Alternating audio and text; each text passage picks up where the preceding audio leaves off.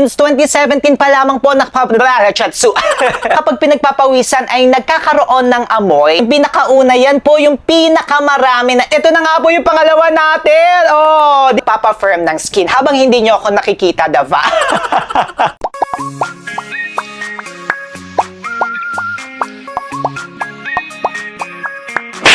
Hi mga kamukha! Hi mga kamukha, tayo po'y nagbabalik. Ako po si Sir Lawrence, ang inyong human guinea pig. Heart!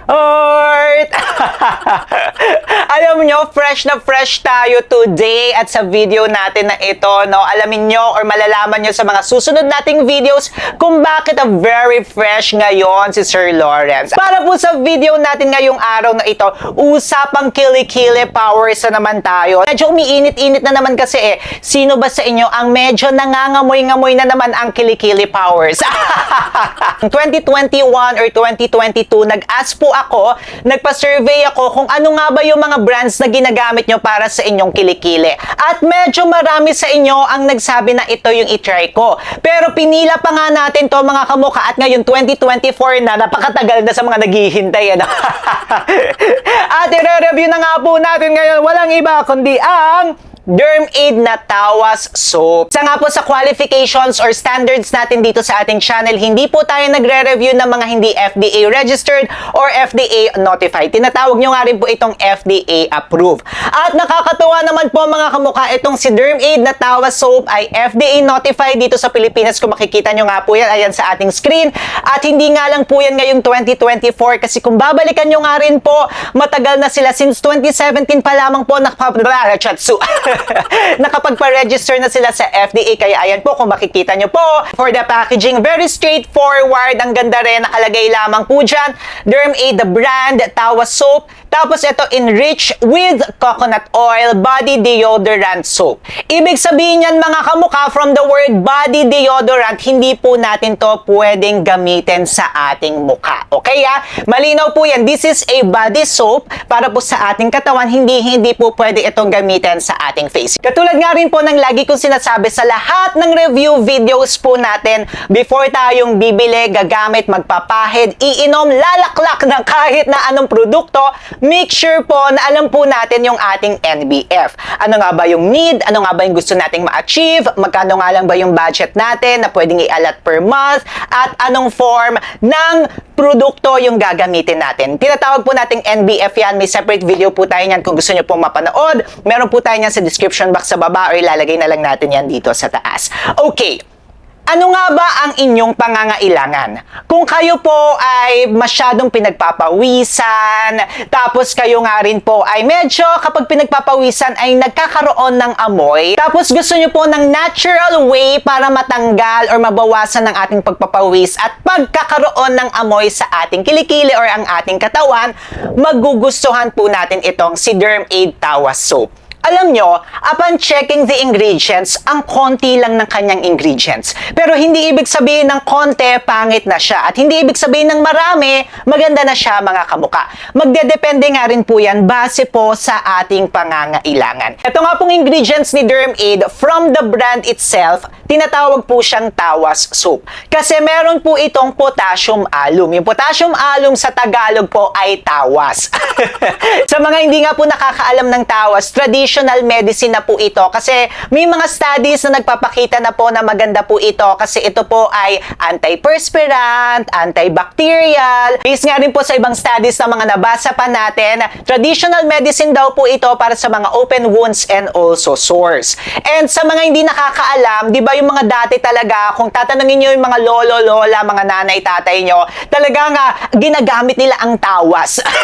Kapag tanungin nyo sila, tawas na bibili sa mga palengke, na bibili sa mga tindahan, yan yung mga pinapahid. Yes, effective nga po ang tawas kasi pati nga dito sa amin, tawas rin yung mga ginagamit dati.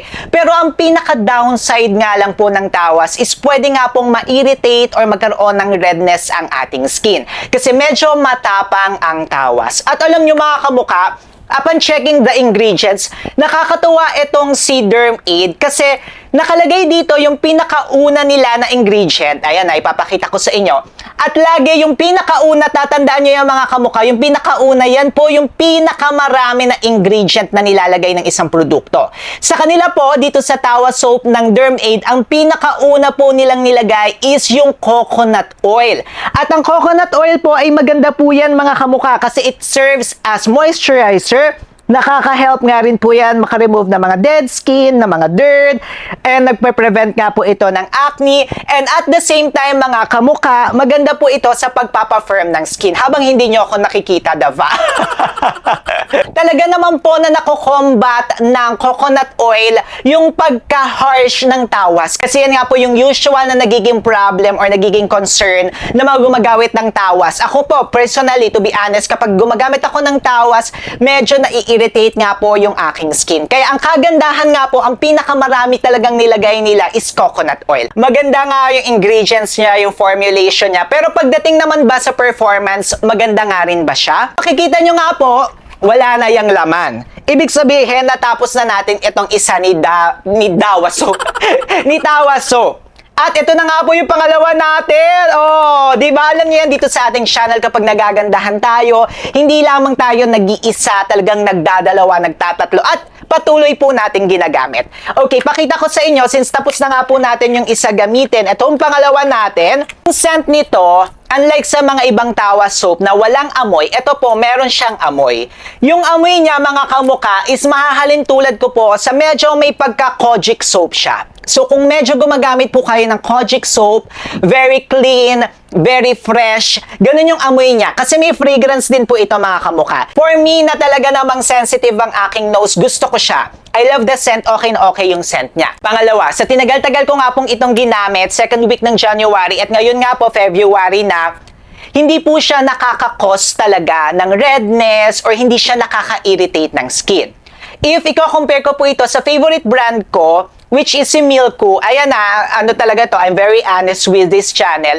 Yung Milko po, ang nagiging problem ko sa kanya, yes, maganda si Milko, pero ang nagiging problem ko sa kanya, talagang medyo nai-irritate yung skin ko, yung kilikili ko po kapag ginagamit ko si Milko. Ito po mga kamukha, hindi siya nakaka-irritate. Very moisturizing. This is not sponsored mga kamukha. Ako po bumili nito pero Derm Aid baka naman. Very moisturizing siya sa skin.